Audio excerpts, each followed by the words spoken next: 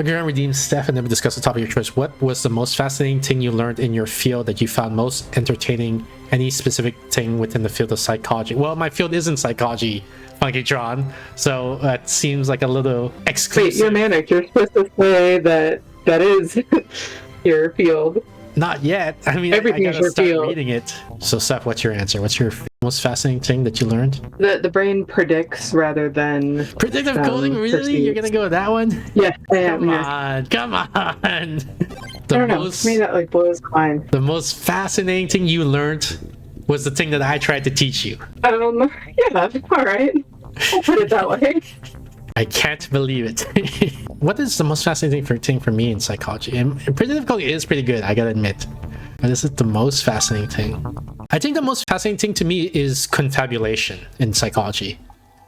And as it arose, especially in split brain experiments.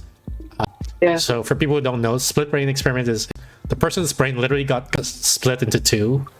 Sometimes it's by accident, sometimes it's because they're doing a surgery where it's supposed to help with seizures. And so what happens is the left hemisphere and the right hemisphere become almost like independent minds that can think different things. And so what they'll do is they'll present a different question to each mind by showing something to each eye, a different image to each eye. Not exactly, but I'm simplifying a bit. So that the left brain gets one question, the right brain gets a different question. So one of the hemisphere controls speech. I don't remember which one. Left? Okay. So they'll say to the left brain, what's your favorite food? And then they'll say like ice cream, for example. Then they show the right hemisphere an instruction that says point to the cookie. So the hand moves and points to the cookie. And then they say, well, why did you point to the cookie when we asked you what your favorite food was? And the left brain would then just make up a reason. He won't say like, that's weird. I don't know why. Like, I can't seem to control my hand. I don't, which is what you would expect if someone were realizing what was happening, right? But instead what they say is like, oh, because actually I just remember cookie is my favorite food, They'll make up an answer. Right. And you're actually doing this all the time. Yeah. You just notice it most in split brain. Yeah. So the split brain experiment is how you can prove that it's happening.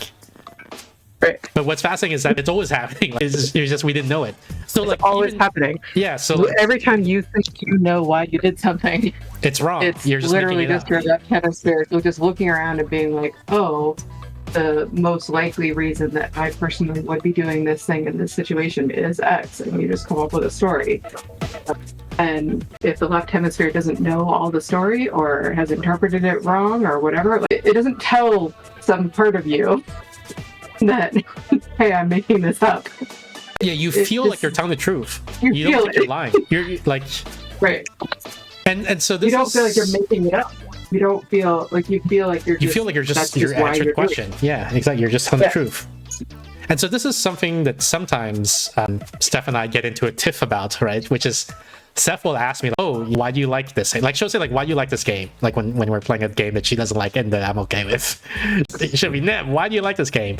And I'm like, there's no way to know. It's all confabulation, right? No one could ever know. Yeah. And Whereas she doesn't like that answer. Just asking, let your left hemisphere look around, please, and come up with a plausible story that makes sense, given your personality and preferences and circumstances, so that we can talk like real people. Yeah. I insist and on... your left hemisphere says no. Yeah, I insist on saying what I now think is a truth, which is that nobody knows why they like the things they like. They're just making it all up. And why do I do that? I mean, like, I claim that that's why I'm doing it, right? But maybe I just made that up. Right. Who knows if that's really why? Yeah. Let's see. Doxy says, this is a fun thing to deal with when we ask people why they did things in user side. Yeah, exactly. So it's also well known in software development. Although we, like, I guess in software development, we don't know why. We don't know the psychology behind it. But what we do know is that when the user complains about something, they say, oh, I don't like how login works on this app, for example. And you ask them why, they'll tell you something, but they're wrong. That's not why. They're 100% wrong. That is not why.